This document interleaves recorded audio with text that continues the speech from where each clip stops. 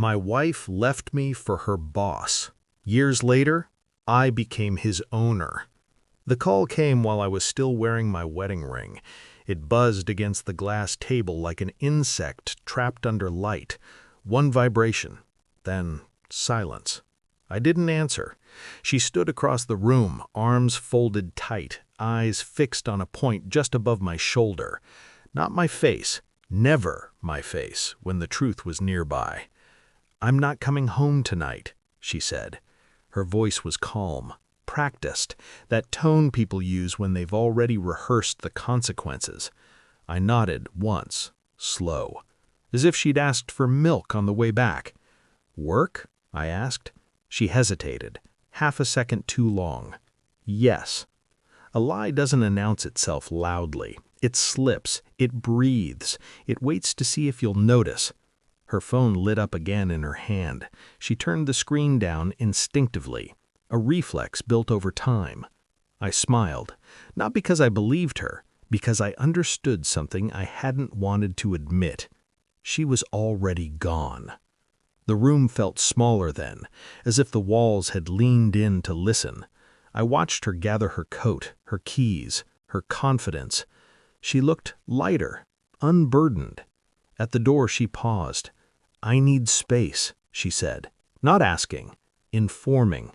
I didn't stop her, didn't beg, didn't ask who he was, because the moment you ask, you give them power. The door closed softly behind her, and in the quiet that followed, something inside me hardened, not into anger, into resolve. People think betrayal arrives like a storm. It doesn't. It seeps in, slowly, through cracks you didn't know were there. She didn't leave all at once. She had been withdrawing for months, late nights, weekend conferences, new dresses she never wore for me, smiles saved for someone else. I told myself it was ambition. She had always admired power. I noticed the way she spoke his name, her boss, casually, repeatedly, like repetition would make it invisible. "He's demanding," she'd say, but her eyes would soften when she said it. I never accused. Accusation is loud, and loud men get dismissed. Instead, I watched. I learned that betrayal isn't just physical, it's emotional budgeting. She spent less on us, more on him. One night she came home glowing, not drunk, not tired, alive.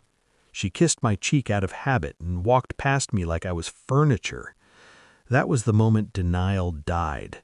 I sat alone at the kitchen table long after she fell asleep, listening to the refrigerator hum like a metronome counting down what was left. I didn't cry. I didn't confront, because heartbreak demands reaction, and reaction would have cost me clarity. She left officially 2 weeks later, packed carefully, efficiently, no tears, no drama. "I've met someone," she said, finally honest. I nodded again. "Is it him?" I asked. She didn't answer. Silence is confirmation. When she walked out with her suitcase, I didn't feel abandoned. I felt underestimated. I disappeared, not dramatically, just quietly. I changed cities, changed routines, changed expectations. Externally, I looked broken. That helped. People underestimate men who accept loss without protest.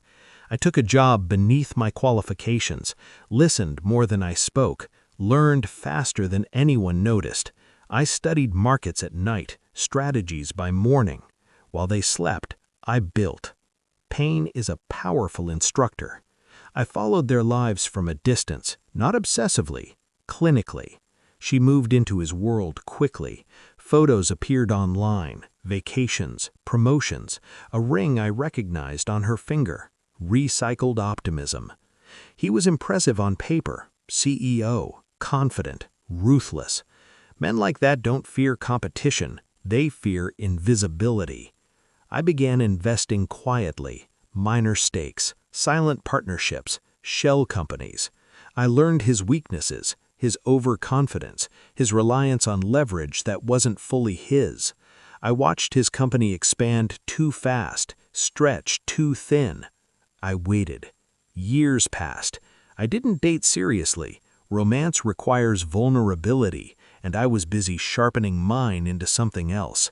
Every night, I asked myself the same question. What would justice look like? Not revenge, justice. The answer came slowly. Ownership. Not of her, never of her, of the world she chose over me. When the opportunity finally appeared, a liquidity crisis masked as growth, I moved without hesitation. One acquisition led to another, debt converted, shares consolidated. By the time the board realized what was happening, it was already done. Control doesn't announce itself. It arrives quietly, like truth. The first time I saw her again was in the elevator. Glass walls, city below us. She looked older, still beautiful, but strained, as if success had demanded more than it promised. Her eyes met mine.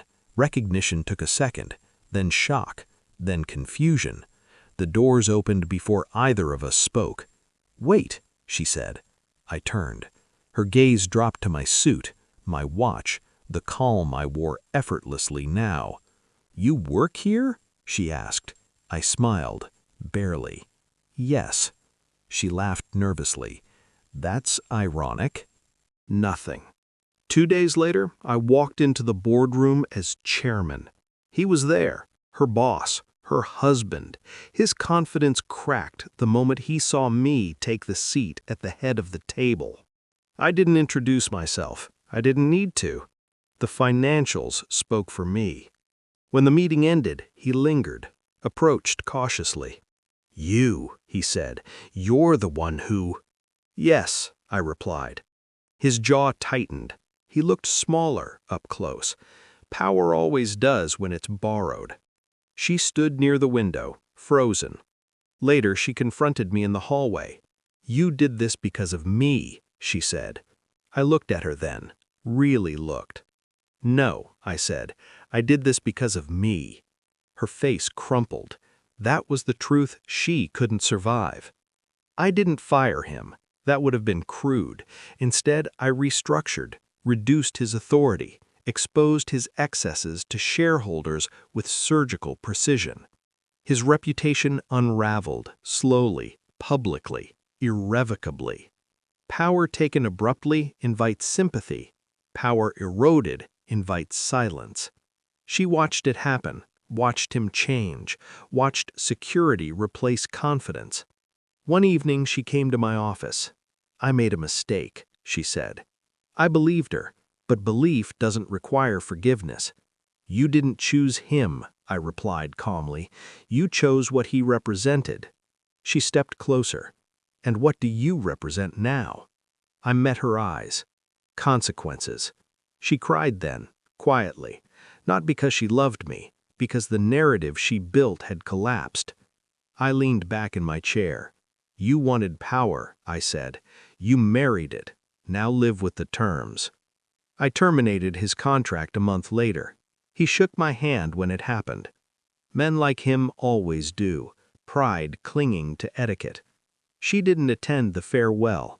When they divorced, I felt nothing. That was the final revenge. Indifference.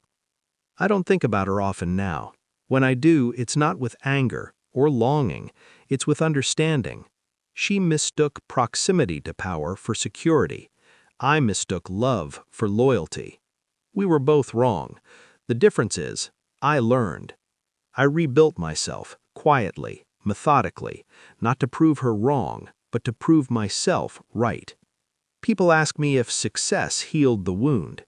It didn't. It clarified it. Betrayal doesn't break you. It reveals where you were fragile. I reinforced those places, with discipline, with patience, with silence. The city looks different from the top floor, smaller, manageable. Sometimes I catch my reflection in the glass and barely recognize the man looking back. He's colder, sharper, but whole. She chose his world over mine. Years later, I owned it. And when I walk away each night, alone and unburdened, I don't feel victorious. I feel complete. because the greatest revenge was never taking everything from them, it was reclaiming everything from myself.